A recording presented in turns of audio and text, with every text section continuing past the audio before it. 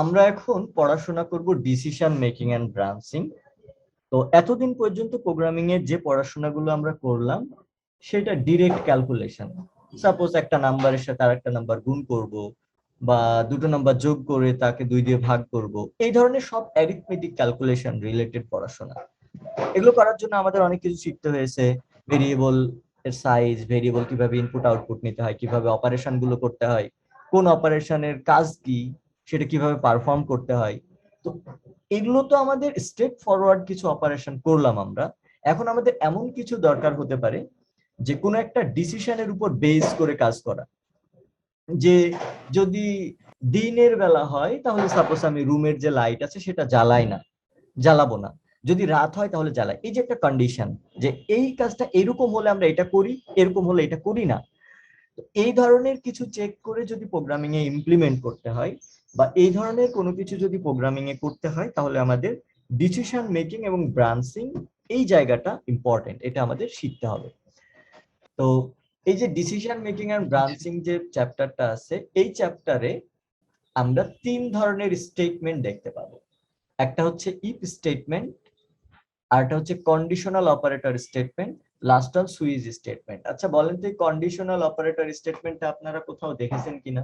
Last যে চ্যাপ্টারটা আমরা পড়লাম ওদের মধ্যে একটা ছিল না কন্ডিশনাল অপারেটর, স্যার টার্নারি অপারেটরের মধ্যে? জি ছিল। ওইটা আর এটা সেম জিনিস, জাস্ট এইখানে আমি শুধু লিংক আপ করাই দিব, জাস্ট একবার মনে করাই দিব। এই দুটো সেম একই জিনিস, কন্ডিশনাল অপারেটর স্টেটমেন্ট, যেটা আমরা লাস্ট চ্যাপ্টারে পড়ে আসলাম। তো এই চ্যাপ্টারে আমরা 3টা জিনিস শিখছি, if statement, conditional operator statement আর সুইচ স্টেটমেন্ট। এই 3টা জিনিস আমরা এই চ্যাপ্টারে শিখব। তো এর মধ্যে ইফ যে স্টেটমেন্টটা আছে, এই স্টেটমেন্টটা আবার 4 ধরনের হতে পারে। মানে প্রোগ্রামের ভ্যারিয়েশনে এই 4 ধরনের ইফ স্টেটমেন্ট ব্যবহার হয়। একটা হচ্ছে simply if dot dot else, মানে ইফ এর সাথে এলস থাকে। আর একটা হচ্ছে nested if else, last on else if ladder. এই 4টা কন্টেন্ট আছে ইফ এর মধ্যে।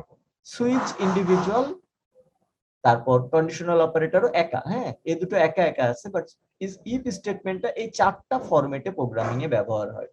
তো প্রথমে আমরা সিম্পল ইফটা একটু শিখে নিই। তো সিম্পল ইফটাতে প্রথমে আমাদের লিখতে হয় ইফ, তারপর এইখানে একটা কন্ডিশন লিখতে হয়। সেই কন্ডিশন আবার কি জিনিস? কন্ডিশন হচ্ছে এই যে আমরা কন্ডিশন লিখি না, যে এক্স 10 এর থেকে ছোট, এটা একটা কন্ডিশন, বা ওয়াই জেড এর থেকে গ্রেটার ইকুয়াল জেড, এটা একটা কন্ডিশন। এই ধরনের কন্ডিশন গুলো, যে কন্ডিশনটা আমরা চেক করতে চাই সেই কন্ডিশনটা ইফ এর এই ফার্স্ট ব্র্যাকেটের মধ্যে লিখতে হবে, যেটা আমরা যে কন্ডিশনটা চেক করতে চাই। এই কন্ডিশনটা যদি ট্রু হয় তাহলে ইফ এর ভিতরে যে ব্লকটা আছে, এই যে এই ব্লকটা, এইটা এক্সিকিউট হবে। এখানে একটা লাইনও থাকতে পারে, একাধিক লাইনও থাকতে পারে। যদি একটা সিঙ্গেল লাইন থাকে তাহলে এই সেকেন্ড ব্র্যাকেটটা ম্যান্ডেটরি না, সেকেন্ড ব্র্যাকেট দিলেও সমস্যা নাই, না দিলেও সমস্যা নাই। যদি অনেকগুলো স্টেটমেন্ট থাকে, মানে ব্লক অফ স্টেটমেন্ট যদি থাকে, তাহলে অবশ্যই সেকেন্ড ব্র্যাকেট দিয়ে আমাদের ঘিরে দিতে হবে। এখন তাহলে আমরা এই এই বিষয়টার একটা ফ্লো চার্ট দেখে নিই। আমি এটার কিছু এক্সাম্পল দেখাবো, আরো ডিসকাস করব। তাহলে দেখেন, বেসিক যে ডিসকাশনটা সেটা হচ্ছে, বা বেসিক যে প্রপার্টিজ ইফের, ইফের ভিতরে থাকবে আমার একটা কন্ডিশন। যদি কন্ডিশনটা ট্রু হয় তাহলে ইফের যে ব্লকটা আছে সেই ব্লকটা এক্সিকিউট হবে, আদারওয়াইজ এই ব্লকটা এক্সিকিউট হবে না। তার মানে দেখেন, আমরা যদি কোনো কন্ডিশন উপরে বেস করে কাজ করতে চাই, যে এই কন্ডিশনটা যদি ট্রু হয় তাহলে এই ব্লকটা কাজ করবে, এই কন্ডিশনটা যদি ফলস হয় তাহলে এই ব্লকটা কাজ করবে না। এরকম কন্ডিশন বেস যদি কাজ করতে চাই তাহলে এই কন্ডিশনটা আমাদের ইফের মধ্যে লিখতে হবে। যদি কন্ডিশনটা ট্রু হয় তাহলে ওই ব্লকটা এক্সিকিউট হবে, কন্ডিশনটা যদি ফলস হয় তাহলে ওই ব্লকটা এক্সিকিউট হবে না। তো এইটারই একটা ফ্লো চার্ট আঁকানো আছে, দেখেন এটা হচ্ছে আমার সেই ইফের মধ্যে যে কন্ডিশন, ইফের মধ্যে সেই কন্ডিশনটা, যে কন্ডিশনটা আমরা লিখবো, কন্ডিশনটা যদি ট্রু হয় তাহলে এই যে স্টেটমেন্ট যেটা আছে সেটা এক্সিকিউট হবে, এক্সিকিউট হয়ে এই যে এখানে আসবে। সাপোজ এদিকে রেস্ট অফ দি প্রোগ্রাম আরো আছে, আরো অনেক লাইন টাইন আছে, সেগুলো থাকতেই পারে। যদি কন্ডিশনটা ফলস হয় তাহলে কিন্তু এই যে ব্লকটা আছে এই ব্লকটা আর এক্সিকিউট হতে পারলো না, সরাসরি এইদিকে এসে এই যে এই লাইনগুলো এক্সিকিউট হবে।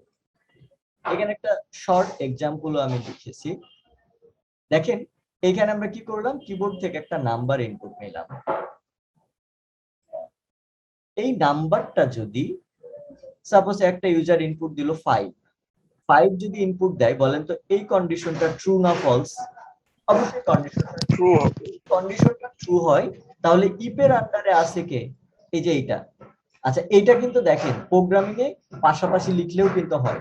আমি যদি এটা নিচে লিখি তাহলে এটা কি ইপের আন্ডারে বোঝা যাচ্ছে। এটা যদি পাশে থাকে তাও কিন্তু সেই একই বিষয়। আবার যদি আমি এটা ব্র্যাকেটে দিই তাহলেও একই কথা। একটা সিঙ্গেল লাইন তো, কিন্তু যদি দুটো লাইন হতো, সাপোজ দুটো লাইন, আমি এই লাইনটা কপি করে জাস্ট এক্সাম্পল হিসেবে দিচ্ছি, যেরকম যদি দুইটা লাইন থাকে তাহলে কিন্তু অবশ্যই অবশ্যই আমাদের এই সেকেন্ড ব্র্যাকেট দিয়ে ঘিরে দিতে হবে। আচ্ছা, আমি যদি এই সেকেন্ড ব্র্যাকেটটা না দিতাম তাহলে কি হতো বলেন তো?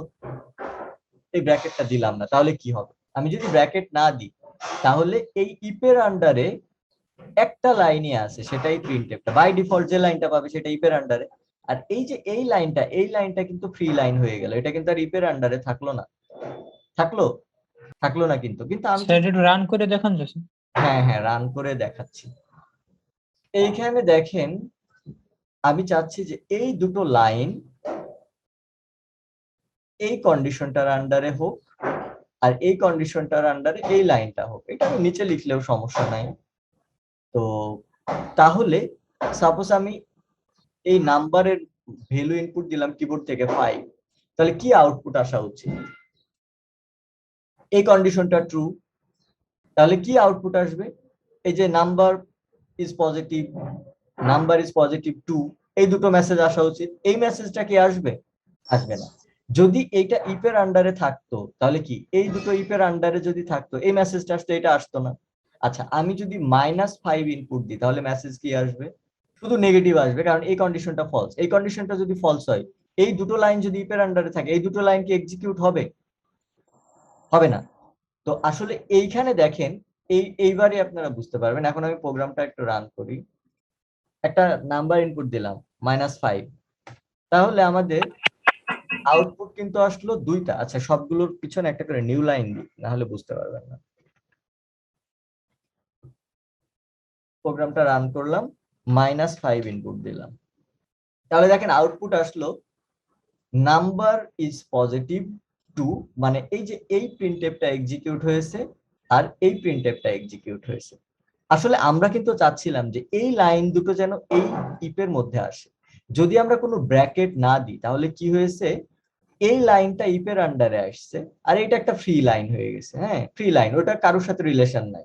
তো পজিটিভ হলেও এটা প্রিন্ট হবে, নেগেটিভ হলেও এটা প্রিন্ট হবে, কারণ এইটা তো কোনো ইপের আন্ডারে নাই, কোনো কারোর সাথে রিলেশন নাই। কিন্তু আমরা এই দুটো লাইনে যদি ইপের আন্ডারে রাখতে চাই তাহলে অবশ্যই আমাদের ব্র্যাকেট দিয়ে ঘিরে দিতে হবে। এখন কি হলো, এখন যেটা হলো যে এই ইপের আন্ডারে এই দুটো লাইন আছে, এই কন্ডিশনটা যদি ট্রু হয় এই লাইন দুটো এক্সিকিউট হবে, আর এই কন্ডিশনটা যদি ট্রু হয় তাহলে এই লাইনটা এক্সিকিউট হবে। তাহলে এখন দেখেন, আমি ইনপুট দিলাম -5, তাহলে আউটপুট আসলো যে নাম্বার ইজ নেগেটিভ। শুধু এই প্রিন্টএফটাই আসলো, কারণ কি এই কন্ডিশনটা ফলস হয়ে গেছে, এই ব্লকটা এক্সিকিউট হতে পারলো না। আর এর কন্ডিশনটা ট্রু, তাই এই ব্লকটা এক্সিকিউট হলো। মোট কথায় এক লাইন যদি হয় তাহলে ব্র্যাকেটটা ম্যান্ডেটরি না। যদি 2-3 লাইন থাকে একটা কন্ডিশনের আন্ডারে তাহলে অবশ্যই ব্র্যাকেট দিয়ে ঘিরে দিতে হবে।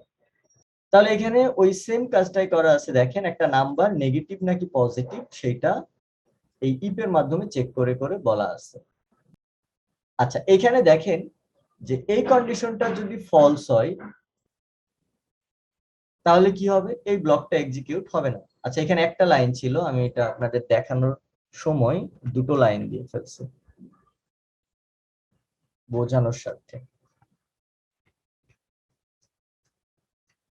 এরকম, তো যদি এই কন্ডিশনটা ফলস হয় তাহলে এই লাইনটা এক্সিকিউট হবে না, না হয়ে এইখানে এসে আবার কন্ডিশনটা চেক করবে। যদি এটাও ফলস হয় তাহলে এই লাইনটাও এক্সিকিউট হবে। তো এখানে এমন ভাবে কন্ডিশনটা লেখা যে এইটা যদি ফলস হয় তাহলে এইটা ট্রু হবে, আর এইটা ট্রু হলে এটা ফলস হবে। যেটাই হোক না কেন এই কন্ডিশনটাও চেক করবে, এই কন্ডিশনটাও চেক করবে। এটা যদি ট্রু হয় তাহলে এটা প্রিন্ট দিবে, এটা ট্রু চেক করবে, ফলস হবে, এটা প্রিন্ট দিবে না। এটা যদি ফলস হয় এটা প্রিন্ট দিবে না, আবার এটা চেক করবে, এটা ট্রু হবে, প্রিন্ট দিবে। আচ্ছা, এখন আমরা শিখবো হচ্ছে ইফ এলস। ইফের একটা ব্লক আছে, এলস এর একটা ব্লক আছে। এখানে এটা হচ্ছে এমন যে ইফের মধ্যে একটা থাকবে কন্ডিশন, এই কন্ডিশনটা যদি ট্রু হয় তাহলে ইফ এর ব্লকটা এক্সিকিউট হবে। কন্ডিশনটা যদি ট্রু হয় তাহলে ইফ এর ব্লকটা এক্সিকিউট হবে, আর এই কন্ডিশনটা যদি ফলস হয় তাহলে এলস এর ব্লকটা এক্সিকিউট হবে। এই জায়গায় আমাদের মাথায় রাখতে হবে এলস এর মধ্যে কিন্তু কোনো কন্ডিশন হয় না, কন্ডিশন শুধু হয় ইফ এর মধ্যে। ইফ এর মধ্যে আমাদের কন্ডিশনটা লিখতে হয়। কন্ডিশনটা যদি ট্রু হয় তাহলে স্টেটমেন্ট 1 যেটা আছে সেটা এক্সিকিউট হবে। যদি কন্ডিশনটা ট্রু হয় তাহলে স্টেটমেন্ট 1 এক্সিকিউট হবে।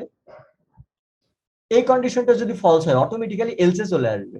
এলসে আসতে কিন্তু কোনো কন্ডিশন চেক করা লাগবে না, কন্ডিশন একটাই। ইফ এর মধ্যে আমি কন্ডিশন লিখবো, কন্ডিশন ট্রু হলে ইফ এর ব্লক এক্সিকিউট হবে। কন্ডিশন আমি চেকও কিন্তু করবো একবার, কন্ডিশনটা আমি একবার চেক করলাম, চেক করার পর যদি ট্রু হয় কন্ডিশনটা, ইফ এর ব্লকটা এক্সিকিউট হবে। যদি কন্ডিশনটা ফলস হয় তাহলে এলস এর ব্লকটা এক্সিকিউট হবে।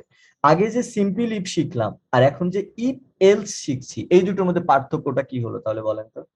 যেমন দেখেন আগের বার যদি ট্রু হয় শুধু ইফ এর ক্ষেত্রে তাহলে ব্লকটা এক্সিকিউট হচ্ছে, ফলস হলে কোনো কাজ করছে, হলে কিন্তু কাজ করছে না। আর এখানে ট্রু হলে একটা কাজ করবে, ফলস হলে অন্য আরেকটা কাজ করবে। আমাদের অনেক সময় এই ধরনের কাজ দরকার হয় যেখানে দুটো পসিবিলিটি, যে আমাকে ট্রু হলে একটা কাজ করতে হবে, ফলস হলে অন্য আরেকটা কাজ করতে হবে। সেক্ষেত্রে আমরা কার সাহায্য নিব? ইফ এলস এর সাহায্য নিব। আর যদি এমন হয় যে ট্রু হলেই কাজ করতে হবে, ফলস হলে আমাকে কিছু করতে হবে না, তাহলে আমরা কোনটা ব্যবহার করব? তাহলে নিশ্চয়ই আমরা শুধু ইফ ব্যবহার করব। যদি এমন হয় যে ট্রু হলে কাজ করতে হবে, ফলস হলে কোনো কাজ করতে হবে না, তাহলে আমরা ব্যবহার করব ইফ। যদি এমন হয় ট্রু হলে আমাকে একটা কাজ করতে হবে, ফলস হলে অন্য আরেকটা কাজ করতে হবে, তাহলে আমাদের সেক্ষেত্রে ব্যবহার করতে হবে ইলস ইফ। তো ঠিক আছে, তাহলে এখন আমরা একটু আমাদের ফ্লো চার্ট যেটা আছে সেটা দেখে নিই। ফ্লো চার্টটা তেমন কিছুই না। ফ্লো চার্টটা কি, প্রথমে এসে কন্ডিশনটা চেক করলো। আচ্ছা, উপর নিচে এরকম দেওয়া আছে, এটার মানে হচ্ছে যে এইদিকে সাপোজ আরো অনেক কোড টোড আছে, হ্যাঁ, এটা একটা সার্টেন পোর্শন, এর উপরে আরো অনেক কিছু আছে, সেগুলো এক্সিকিউট করে এসে এটা স্টার্ট হয়েছে। তো এখানে কি হলো, কন্ডিশনটা আমি চেক করলাম, কন্ডিশনটা যদি ট্রু হয় তাহলে স্টেটমেন্ট 1 এক্সিকিউট হচ্ছে। এই যে স্টেটমেন্ট 1, এখানে যে এইটাকে বলে হচ্ছে বেসিক স্ট্রাকচার। হ্যাঁ, যদি বলে ইপিএলস এর বেসিক স্ট্রাকচার তাহলে আপনাকে এইভাবে লিখতে হবে, কোনো প্রোগ্রাম না, কোনো কোড না। বেসিক স্ট্রাকচার বলতে এটা দেখে যে কোনো প্রোগ্রামিং যেন এক্সিকিউট করানো, কি বলে, যে কোনো প্রোগ্রামিংই যেন লেখা যায়। যেমন ইফ লেখা আছে কন্ডিশন স্টেটমেন্ট 1, এখানে কি লেখা আছে যে if X is greater then Y তাহলে Z is equal to X plus Y, কোনো প্রোগ্রামিং কিন্তু লেখা নাই। এটাকে বেসিক স্ট্রাকচার বলে। এই বেসিক স্ট্রাকচারেরই ফ্লো চার্টটা দেখেন ডান পাশে আঁকানো। তাহলে কন্ডিশনটা আমি চেক করলাম, যদি কন্ডিশনটা ট্রু হয় তাহলে স্টেটমেন্ট 1 এক্সিকিউট হবে, আর কন্ডিশনটা যদি ফলস হয় তাহলে স্টেটমেন্ট 2 এক্সিকিউট হবে। স্টেটমেন্ট 1 এক্সিকিউট হলেও এইদিকে এসে rest of the program, suppose আরো কিছু লাইন আছে, থাকতেই পারে, শুধু একটা প্রোগ্রাম এটুকু না থেকে আরো নিচে আরো অনেক কিছু থাকতে পারে, সেগুলো এক্সিকিউট হবে। যদি কন্ডিশনটা ফলস হয় তাও এদিক দিয়ে যে এক্সিকিউট করে রেস্ট অফ দি পার্ট, নিচের পার্ট গুলো এক্সিকিউট হবে। এইভাবে ফ্লো চার্ট আঁকাতে হয়। আচ্ছা, তাহলে এখন আগের যে প্রোগ্রামটা আমরা করলাম সেই প্রোগ্রামটা আরেকবার একটু দেখি।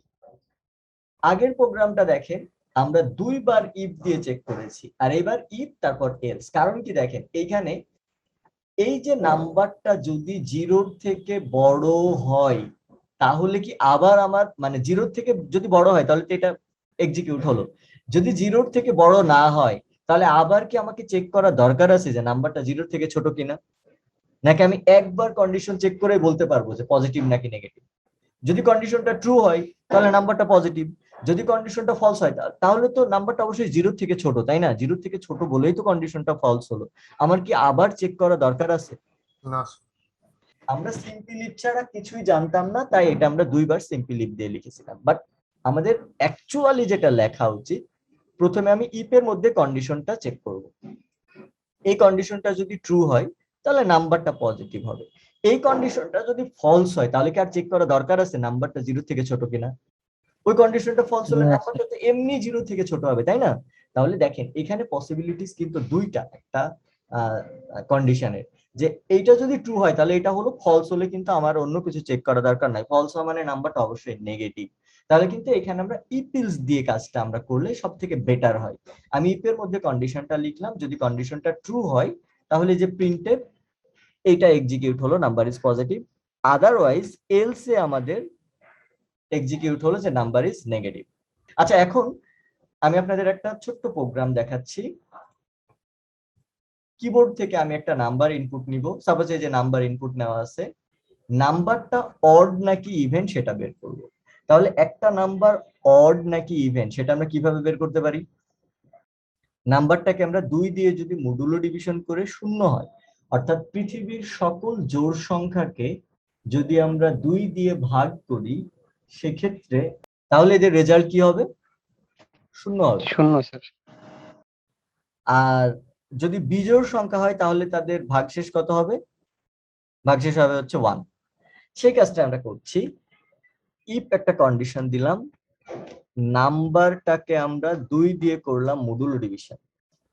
মডুলো ডিভিশন করে যদি 0 হয় তাহলে আমার কি প্রিন্ট দেওয়া উচিত? এটা একটা ইভেন নাম্বার।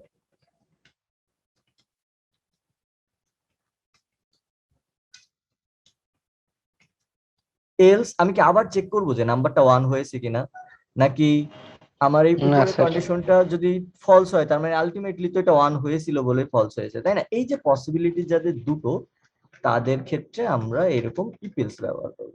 তাহলে দেখেন, নাম্বারটাকে আমি 2 দিয়ে মডুলো ডিভিশন করলাম, যদি 0 হয় তাহলে কি ধরনের নাম্বার? Even number. আমি প্রিন্ট দিয়ে দিলাম ইভেন, আদারওয়াইজ প্রিন্ট দিলাম অড। সাপোজ আমি ইনপুট দিলাম 3, তাহলে দেখেন আউটপুট আসলো অড। আচ্ছা, কেউ যদি এইভাবে লেখে যে নাম্বারকে 2 দিয়ে মডুলো ডিভিশন করলে যদি 1 হয়, তাহলে সে এখানে কি লিখবে? যদি 1 হয় তার মানে নাম্বারটা কি ধরনের number? Odd number. Odd number. আর আদারওয়াইজ কি? ইভেন, তাই না? মানে নাম্বারটাকে 2 দিয়ে মডুলো ডিভিশন করলে যদি 1 না হয় তার মানে 0 হয়েছে।